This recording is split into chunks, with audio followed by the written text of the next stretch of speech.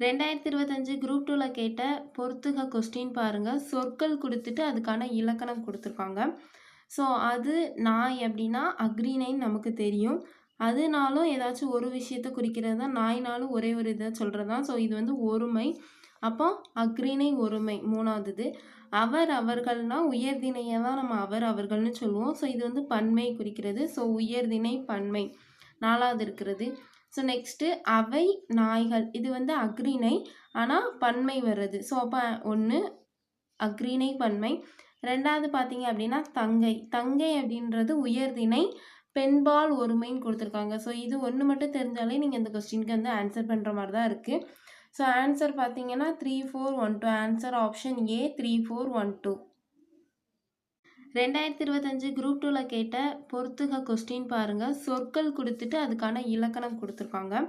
So, அது நாய் அப்டின்னா அஃறிணைன்னு நமக்கு தெரியும். அதுனாலும் ஏதாச்சும் ஒரு விஷயத்த குறிக்கிறது தான். நாய்னாலும் ஒரே ஒரு இத சொல்றது தான். ஸோ, இது வந்து ஒருமை.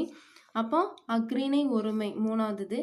அவர், அவர்கள்னா உயர்திணைய தான் நம்ம அவர், அவர்கள்னு சொல்லுவோம். ஸோ, இது வந்து பன்மை குறிக்கிறது. ஸோ, உயர்திணை பன்மை 4வது இருக்கிறது. ஸோ, நெக்ஸ்ட்டு அவை, நாய்கள். இது வந்து அஃறிணை. ஆனா பன்மை வருது. ஸோ, அப்ப 1 அஃறிணை பன்மை. 2வது பார்த்தீங்க அப்டின்னா தங்கை. தங்கை அப்டின்றது உயர்திணை. பெண்பால் ஒருமைன்னு குடுத்துருக்காங்க. ஸோ, இது 1 மட்டும் தெரிஞ்சாலே நீங்க இந்த கொஸ்டினுக்கு வந்து ஆன்சர் பண்ற மாரி தான் இருக்கு. ஸோ, ஆன்சர் பார்த்தீங்கன்னா 3, 4, 1, 2. Answer option A 3, 4, 1, 2.